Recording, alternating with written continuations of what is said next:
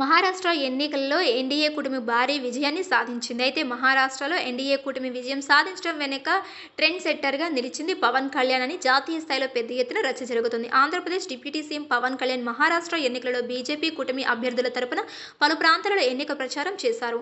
పవన్ కళ్యాణ్ ఎన్నికల ప్రచారం చేసిన ప్రాంతాలలో బీజేపీ అభ్యర్థులు విజయం సాధించారు.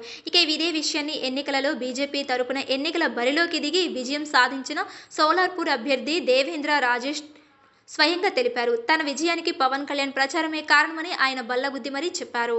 పవన్ మహారాష్ట్ర ప్రచారం చేసిన ప్రాంతాలలో ఒక్కటైన సోలాపూర్లో పవన్ మద్దతు ఇచ్చిన బీజేపీ అభ్యర్థి దేవేంద్ర రాజేష్ కోతే విజయం సాధించడంతో ఆయనపై మీడియాతో మాట్లాడుతూ తాను పవన్ కళ్యాణ్కు ధన్యవాదాలు తెలుపుతున్నట్లు అన్నారు.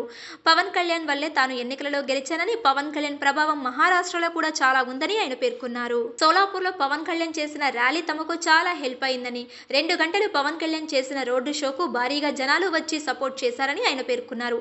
పవన్ కళ్యాణ్ తన మాటలతో మహారాష్ట్ర సోలాపూర్ ప్రజలను ఎంతగానో ప్రభావితం చేశారని పేర్కొన్నారు.